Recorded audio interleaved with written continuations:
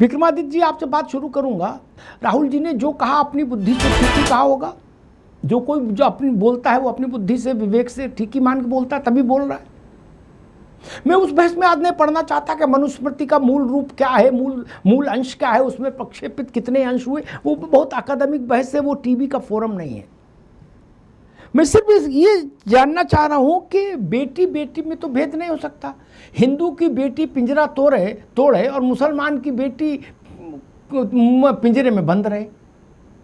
क्या राहुल जी को अब अगला आह्वान ये नहीं करना चाहिए, बुर्का जलाओ, हिजाब हटाओ, हलाला बंद, जो मौलवी हलाला कहे उसको कूटो, सुन्नत नहीं होगी, आदमी के मुकाबले औरत की गवाही आधी नहीं मानी जाएगी। कुल मिला के एक शब्द में राहुल जी को यह आह्वान करना, मनुस्मृति को जलाना चाहते जला दीजिए, ठीक, कोई दिक्कत नहीं, लेकिन यह भी तो बोलना पड़ चाहिए साथ में कि शरीयत को भी जलाएंगे। विक्रमादित्य जी, शरीयत वाला ताबूत मंजूर है और मनुस्मृति वाला पिंजरा मंजूर नहीं। पिंजरे में तो सांस भी आती है, पानी भी रख दिया जाता है, खाना भी रख दिया जाता है, नहीं, ये तो ताबूत है। भेड़ बकरी की तरह से स्त्री उसकी खरीद फरोख्त हो रही है। आचार्य जी, अमिताभ जी, जी दुर्भाग्यपूर्ण है कि हमें एक ऐसा व्यक्ति को दर्शन करना पड़ रहा है कि जिसको हम आज अहमियत देनी नहीं चाहिए उसको हम अहमियत दे रहे हैं। बड़ा दुर्भाग्यपूर्ण है। और आज मुझे समझ में नहीं आ रहा, आपने जो कहा कि मनुस्मृति जेल, मनुस्मृति पिंजरा हो ही नहीं सकता भाई साहब। मनुस्मृति भारतीय संस्कृति का कोई भी धर्म, कोई भी शास्त्र ऐसा हो ही नहीं सकता कि कोई पिंजरा हो। वो स्वच्छंदता से उड़ने की एक संविधान है कि किस प्रकार से आप स्वच्छंद होकर उस आत्मीय विकास को कर सकते हो। जेल तो वेटिकन है साहब। राहुल गांधी को वेटिकन को आज कोट करना चाहिए था कि वेटिकन के अंदर कोई भी स्त्री वोट नहीं दे सकती है। यहां बैठा हुआ कोई व्यक्ति जाके समझे कि वेटिकन पूरे विश्व में एक ऐसा स्टेट है कि जिसके अंदर कोई भी पोप के वहां पर रहने वाला कोई पुरुष तो वोट दे सकता है, लेकिन कोई स्त्री वहां जाके वोट नहीं दे सकती। अमेरिका 1920 से पहले वहां स्त्रियों को वोट देने का अधिकार नहीं था। ऐसी ऐसी देश की संस्कृति है, लेकिन हमारे यहाँ स्त्री को देवी माना गया, पूजनीय माना गया, जेल में नहीं रखा गया, बुर्के में कभी नहीं रखा गया। अगर कोई घूंघट की परंपरा भी आई, वो भी इन आतताइयों से, जो हमारे पड़ोस में बैठे हुए आतताई है, उनके पूर्वजों के साथ काश कष्ट था, उठा के ले जाते थे, इज्जत बचाना चाहते थे, इसलिए अपने खानदान की इज्जत को बचाने के लिए, परिवार की इज्जत को बचाने के लिए वो एक पर्दा सिस्टम लाया गया था। इस बात को साफ साफ समझा दे। लेकिन आज राहुल गांधी की हिम्मत नहीं है, जो आपने आरंभ में जो बातें कही नहीं कह सकते, क्योंकि डर है सर तन से जुदा हो जाएगा, गर्दन काट दी जाएगी, वोट बैंक चला जाएगा। लेकिन हिंदू है, सबसे दोगली कौम है, सनातनी जो है, आज अपने आप को मान के राजी नहीं है और वहां जाकर बैठ रहे, सुन रहे, वहां बैठे हुए जो लोग सुन रहे थे उनमें ज्यादातर लोग हिंदू ही थे, ज्यादातर लोग हिंदू थे। और वो हिंदू थे कि जिस प्रकार के जिनको विचारों को अपना ज्ञान ही नहीं पता है। मैं कहूंगा ये जो कांग्रेस ने आजादी के आरंभ काल के बाद से 75 सालों में जो पढ़ाया, जो फसल वहां पर पैदा करी, कि जिस प्रकार के, जिसको ना तो ज्ञान था, ना संस्कृति का ज्ञान था, ना अपने परिवार का ज्ञान था, ना संस्कारों का ज्ञान था, आज वो बैठ के सुन रहे हैं। ठीक बात। अगर उन्होंने मनुस्मृति है क्या? मनुस्मृति मानव पढ़ाती है, मानव। अगर आप अपने आप को मानव नहीं कहते, यहां बैठा कोई व्यक्ति अपने आप को मानव कहेगा या हैवान कहेगा? अगर कोई मनुस्मृति का विरोध करता है, आते हैं, वो मानव नहीं सकता। मनु से ही मानव हुआ और मानव से मानवता हुई। इसको आप हिंदू मुस्लिम में नहीं बांट सकते। मनु से ही मानव और मानव से ही मानवता। मुफ्ती साहब, मेरे ख्याल से आप इस्लामिक उसमें दुनिया में बड़े स्कॉलर हैं। आपको राहुल जी से मांग करनी चाहिए कि भाई आप हमारे यहाँ भी सुधारवादी आंदोलन चलाओ, ये हलाला बंद कराओ, ये सुन्नत बंद कराओ, ये इद्दत बंद कराओ, ये शिद्दत बंद कराओ, ये जितना भी बवाल जान हो रहा है ये सब बंद कराओ। बुर्का पहन के कोई उड़ सकता है आसमान में? नहीं ना, फिर तो गिरेगा, हाथ पैर भी टूट जाएंगे बच्चे के। तो ये सब एक ही बार में निपट जाए, हिंदू मुस्लिम दोनों की बच्चियां आज़ाद हो जाएं, कितना अच्छा दृश्य बने। और साथ में ये भी कि थोड़ा शाहबानों को भी याद कर लिया जाए। मुफ्ती साहब, नहीं। देश भर के मौलानाओं ने सुप्रीम कोर्ट का जलूस निकाल दिया था, जजेस के पुतले फूके थे। तब तक फूके जब तक राजीव गांधी साष्टांग दंडवत नहीं हो गए मौलानाओं के चरणों में, तब तक बवाल किया इस दिल्ली में। क्या मिलना था? 179 रुपया, इतना ही ना मुफ्ती साहब। यह भी मंजूर नहीं था राजीव गांधी को। मुफ्ती साहब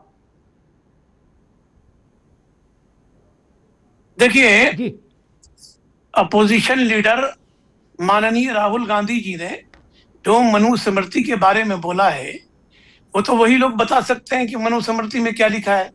न देश मनुस्मृति से चलता है, न देश शरिया से चलता है। आपकी कुछ उटपटांग बातें हैं, और मैं कहता हूं कि माहौल में जहर घोलने वाली बातें आप कुछ कर रहे हैं। आप कह रहे हैं कि शरिया, इद्दत, शिद्दत, फलानी, हलाला, फलाना, पता नहीं आपने आज नफरत की वो तीर चला दिया कि जो आपको बोलना नहीं चाहिए था। इस्लाम में तो हलाला है ही नहीं है। इस्लाम में जो इस्लाम के नाम पर मुफ्ती साहब जो हो रहा है, मैं उसकी बात कह रहा हूं ना, जो हो रहा है उसकी बात कह रहा हूं। अब एक मिनट फिर पूरी बात एक मिनट रुके।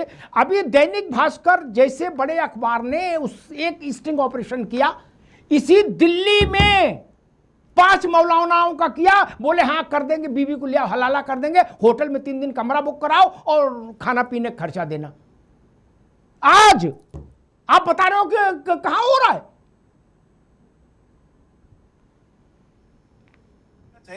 उन मौलानाओं को, उन नस्ले हराम को मैं फांसी लगा देनी चाहिए। वो नस्ले हराम है, नस्ले आबाद है, वो आप जानो, लेकिन हो आज की तारीख में रहा भैया। ठीक है, ठीक है। नहीं, आज ऐसा लग रहा है कि आप बोलने नहीं देना चाह रहे हैं। आप सुनिए, आप हिंदुस्तान के ऐसे पत्रकार हैं जो अपनी बेबाक राय रखते हैं, इसलिए आपके चैनल पर आकर के चाहे हमारे खिलाफ ही बात क्यों ना हो, हमें बात सुनने में और बात करने में मजा आता है आपके साथ। और किसी एंकर के साथ तो बात आज के दौर में कर ही नहीं सकते। एक बात आपने बड़ी अच्छी कही। देखिए, कुरीतियां किसी भी समाज में हो, उन कुरीतियों पर लगाम लगाना चाहिए और बंद करना चाहिए। आप कहते हैं हिजाब पर, मैं कहता हूं घूंघट की पर्दा आज भी है। क्या आप उसी तरह कह सकते हैं कि घूंघट को आग लगा देनी चाहिए? देखिए सुनिए, बुरखा में, हिजाब के अंदर आज भी बच्चियां पायलट हैं। आप इस्लामी कंट्रीज के अंदर चले जाइए, खुद मेरी बेटी डॉक्टर है हिजाब में, खुद मेरी बेटी इंजीनियर है हिजाब में। हमने तो हिजाब दे करके अपनी बच्ची को इंजीनियर बनाया, अपनी बच्ची को डॉक्टर बनाया, हमने तो उसे नहीं रोका। हमारी बच्चियां पायलट भी है। इसी इस्लामी मुल्क के अंदर, जो पाकिस्तान गैर इस्लामी मुल्क है, उसके अंदर भी बेनजीर भुट्टो प्रधानमंत्री रही। हसीना बांग्लादेश के अंदर 10-20 साल तक तो औरतों ने ही लीड किया है। इंडोनेशिया के अंदर औरत ने लीड किया है। और मैं कहता हूं कि सबसे पहले इस्लामी कंट्रीज मिस्र के अंदर औरतों ने ही हॉस्पिटल चलाए। एक से अलग एक बात और आई है, क्या जमीन बचाने के लिए, संपत्ति बचाने के लिए गैर मुस्लिमों में एक औरत के साथ 4-4, 5-5 मर्द नहीं रख रहे हैं? क्या इसको भी बंद नहीं होना चाहिए? आपने शाह बानो के मामले में एक बात की है। शाह बानो का जो मामला था बहुत ही गलत बात थी। उस वक्त जिन लोगों ने हंगामा किया, आज भी मुसलमानों को वो खामियाजा भुगतना पड़ रहा। मैं कहता हूं कि औरतों को आजादी मिलनी चाहिए। कितनी आजादी मिलनी चाहिए, उसकी सीमा कितनी होनी चाहिए? क्या विज्ञापन में हमारी महिलाएं हैं? क्या बिकनी के अंदर हमारी महिलाएं हैं? क्या बॉलीवुड के अंदर जो कुछ हो रहा उस तरह की हमारी महिलाएं हो, या आंचल में हो, या घूंघट में हो, या सुषमा स्वराज की जैसी हमारी महिलाएं हो? हमें इन चीजों पर जरूर बहस करनी चाहिए। या जो जंतर मंतर पर हमारी बच्चियां नंगे नंगे गालियां दे रही थी, वो कौन सी संस्कृति है, कौन सी सभ्यता है? उड़ान मिलनी चाहिए, मर्द को भी मिलनी चाहिए, औरतों को भी मिलनी चाहिए, लेकिन उड़ान की एक सीमा होनी चाहिए, एक संस्कृति होनी चाहिए। अगर संस्कृति उड़ान में बाधा है तो संस्कृति नहीं, मगर उड़ान की एक लिमिट होना चाहिए। ऐसी उड़ान नहीं होनी चाहिए कि हमारी सभ्यता को खत्म कर दे, हमारी तहजीब को खत्म कर दे। ऐसी उड़ान पर हम लानत भेजते हैं। उड़ान, हम अपने महिलाओं की आज बात कर रहे हैं, राहुल जी बात कर रहे हैं, हमारे मित्र स्वामी जी बात करें। मैं कहता हूं पॉलिटिकल पार्टियां महिलाओं को रिजर्वेशन देने में कितना हंगामा करे। अरे पार्लियामेंट, मुफ्ती साहब अभी रुकना होगा, मुफ्ती साहब अभी रुकना होगा। मैं ये बहस नहीं लाता सच में मुफ्ती साहब, अगर राहुल गांधी केवल हिंदू धर्म को टारगेट नहीं करते। राहुल गांधी देश के नेता हैं, उनको महिला को हिंदू मुसलमान में बांटने का हक किसने दिया? वो ये बोलते महिला का ऐसा करो। कल तक बैंक में खाता नहीं था, चाय का खोमचा लगाता था, फिर भी 4 बीवी, और आखिरी की 2 बीवी तो बच्चों के साथ आ गई। पता नहीं कहां क्या हो, क्या स्थिति। वो स्थिति हम देख नहीं रहे, क्या आंखों से मंदे हैं। इस्लाम के अंदर स्त्री की स्थिति को, और मुफ्ती साहब केवल भारत का मसला नहीं, पूरे विश्व में इस्लाम को देख लीजिए। 57 देश है, अब मेरी बात सुनो, 57 देश है, उसमें 8 को हटा दो जिनके पास तेल है, बाकी सब भुखमरी से मर रहे हैं कि नहीं मर रहे हैं, सब में बवाल है कि नहीं है। अगर वो इतने तरक्की पसंद लोग होते, इतना उनमें होता, सीरिया में 90% से ज्यादा लोग गरीबी रेखा के नीचे मर रहे हैं। इसलिए वो हमको पता कितनी तरक्की पसंद चीजें हैं वहां। लेकिन रवि भाई, पिंजरा मनुस्मृति ने खड़ा किया, वो पिंजरा तोड़ दो, राहुल गांधी का लब्बोलवा भी है। मैं कह रहा हूं जो इस्लाम ने तमाम पिंजरे नहीं, अंधेरी सुरंगें बना दी, जो उसमें औरत को ढकेल के बाहर पत्थर रख दिया है, उनको कौन हटाएगा? उन पर नहीं बोलेंगे राहुल जी। ये 20% आबादी को ऐसे छोड़ देंगे? या अगला जो गूंज कार्यक्रम होगा उस पर वो मुसलमानों पर बोलेंगे, शरिया पर बोलेंगे? क्योंकि मनुस्मृति पर बोले, मनुस्मृति इज इक्वल टू शरिया, राइट? शरिया और हदीस भी बताते हैं कि मुसलमान को, औरत को, आदमी को कैसे रहना चाहिए, ठीक? तो क्या राहुल गांधी वो साहस दिखाएंगे कि घूम घूम के मंच से बोले 1000-1500 महिलाओं की उपस्थिति में कि भाई ये बुर्का फेंको, ये हिजाब फेंको, ये सुन्नत मत कराओ, ये इज्जत मत मानो, आपका मन हो कल शादी करो, आज विधवा हो कल करो, कौन रोक लेगा आपको? पिंजरा तोड़ो। क्या ऐसा बोलेंगे? ये सारा ज्ञान इधर ही ठेलेंगे सनातन पर। अमिताभ जी इद्दत और सुन्नत की बात, जो बुरके की बात करते हैं, कहिए प्रधानमंत्री जी करेंगे, और कुछ आप भी कर लिया करिएगा। हम तो बात आज मनुस्मृति की कर रहे हैं और करेंगे, और ठोक के करेंगे। मनुस्मृति पे राहुल गांधी जी ने ये कहा, मैं आपको पढ़ता हूं कि उसके मनुस्मृति के अध्याय 5 के श्लोक 147 में लिखा है, बाल्या वा युवत्या या वृद्ध्या वा पियोसिता न स्वातंत्रे कर्तव्यम किंचित कार्य गृहेष्वपि। यानी बालिका को, युवती को और वृद्धा को कोई काम स्वतंत्रता से नहीं करना चाहिए। 148 ये कहता है कि इनको संरक्षण में रखिए, और अध्याय 9 का श्लोक 2 ये कहता है कि इनके ऊपर नियंत्रण रखिए। और वहीं कहा गया है कि ब्राह्मणों को दान में दीजिए युवती को यथाशक्ति, और वही कहता है कि वैदिक इनको ज्ञान मत दीजिए, इनको यज्ञोपवीत का अधिकार मत दीजिए, और 2ym दर्जे का नागरिक बनाइए। हम उस मनुस्मृति का विरोध करते हैं। देश संविधान से चलता है। और अभी आपने कहा कि जो हमारे यहाँ एक भी अब्बा जान और अप्पा जान के शरणार्थी शिविर भारत में नहीं है। हमारे और आपके हैं, मैं भी हिंदू हूं और आपके हैं। कम से कम इस मामले में हमारे मुसलमान भाई अच्छे हैं, और मैं प्रणाम करता हूं मुफ्ती जी को, क्योंकि उनके यहाँ अब्बा जान और अम्मी जान के लिए कोई ऐसा अनाथालय नहीं है जहां पे हम लोग जाते हैं। अब रही बात धर्म की, धर्म के ऊपर कदापि हम उंगली नहीं उठाते हैं, न हम उठाएंगे। धर्म का मतलब होता है अमिताभ जी, धारयत इति धर्म, जिसको हमारी आत्मा धारण करती है और जिसके हिसाब से हमारा जीवन पद्धति चलता है, वो धर्म है। तो निश्चित रूप से जो राहुल गांधी जी ने कहा कि हमारे यहाँ कुछ केसों में स्त्रियों को 2ym दर्जा बताया गया, एक उन्होंने रहस्योद्घाटन किया, उन्होंने हिंदू मुसलमान करने की कोशिश नहीं की। और जो बचा हुआ है, जो लोग आजादी में नाखून तक नहीं कटाए, वो आज देश को बांट रहे हैं पूरे 6 छंद राष्ट्रगीत को गवा करके। आज वो बड़े एकाएक 100 साल तक याद नहीं आया आरएसएस को, भाजपा को याद नहीं आया। अरे जरा कल्याण सिंह ने जब यूपी में किया था, वाजपेयी जी ने क्या कहा था वो भी बता दीजिए। अब ये जो बचा हुआ काम है, आप कहिए कि ये मोदी जी करें, क्योंकि वो तो मंगलसूत्र की बात करते हैं, बुरके की बात करते हैं, ठीक है रवि जी, ठीक है, करते हैं, बिल्कुल बचा हुआ ये भी कर लें। ठीक है, ठीक है। कांग्रेस ने कह दिया कि हम केवल अपना चाबुक हिंदुओं पर चलाएंगे, मुसलमानों के लिए दूध जलेबी मंगा के रखेंगे। क्या रवि जी ने घोषणा कर दी बिना किसी लाग लपेट के कि हम ऐसा ही बोलेंगे। अच्छी बात है, कांग्रेस को अपना रुख तय करने की आज़ादी है, लेकिन मैं नहीं समझ पा रहा कि स्त्रियों की आज़ादी की बात कर रहे हैं राहुल जी। स्त्रियों की आज़ादी तो स्त्री में तो मुसलमान, सिख, ईसाई, हिंदू सब स्त्री आ जानी चाहिए थी, लेकिन उन्होंने मुस्लिम महिला का नाम नहीं लिया एक भी बार। एक दूसरी बात जो चिंताजनक है वो ये कि राहुल गांधी ने मनुस्मृति पढ़ी हो, ये तो संभव नहीं लगता। किसी ने उनको कुछ चीज़ें बता दी, क्योंकि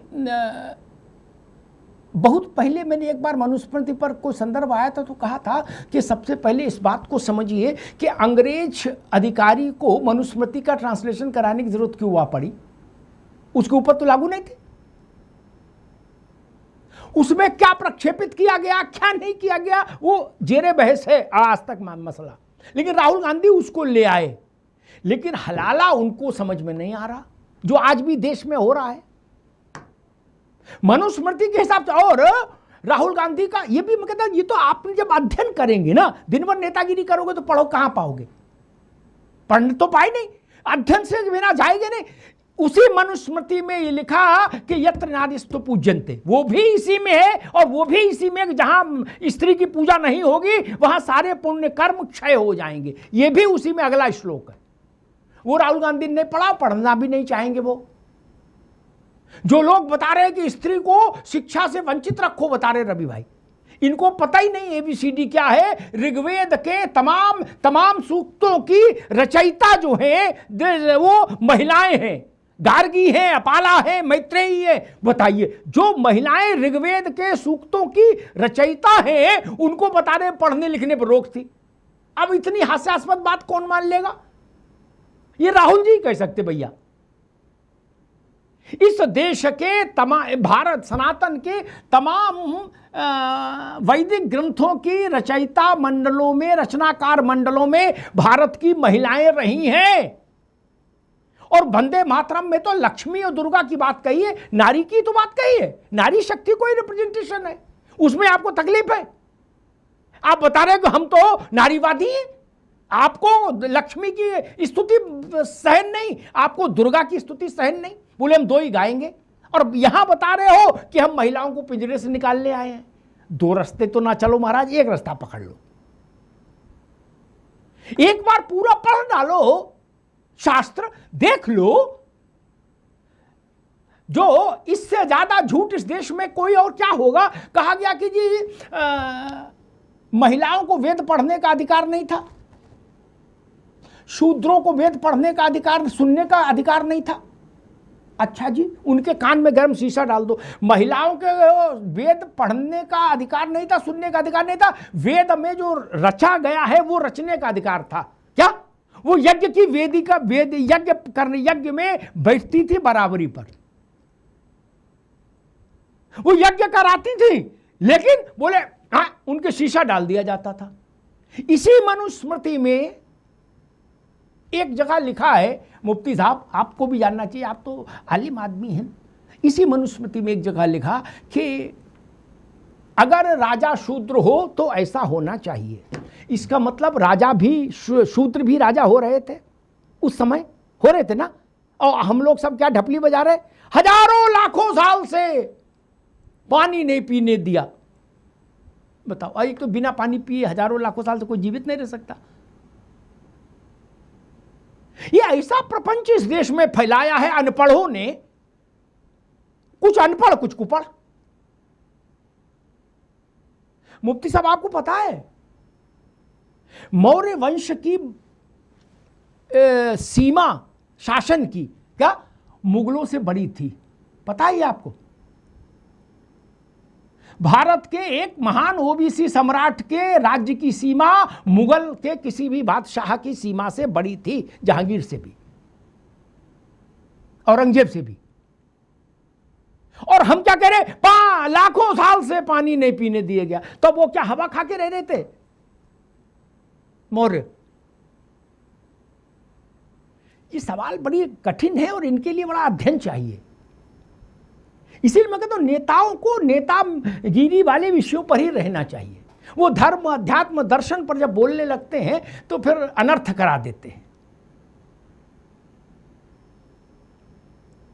मुझे याद है जियाउर रहमान अंसारी ने कहा था मुफ्ती साहब हाउस में, लोकसभा में, क्या राजीव गांधी जब वो साहबानों वाला जो मसला आया था, उन्होंने कहा, मंत्री थे राजीव गांधी कैबिनेट में, उन्होंने कहा राजीव जी जब तेली और तमोली में शब्द याद उद्धृत कर, तेली और तमोलियों से कुरान का वो की व्याख्या कराओगे तो यही होगा। ये तेली तमोली मालूम है किसके लिए कह रहे थे? सुप्रीम कोर्ट के जजेस के लिए, on the floor of the house, Ziaur Rahman Ansari.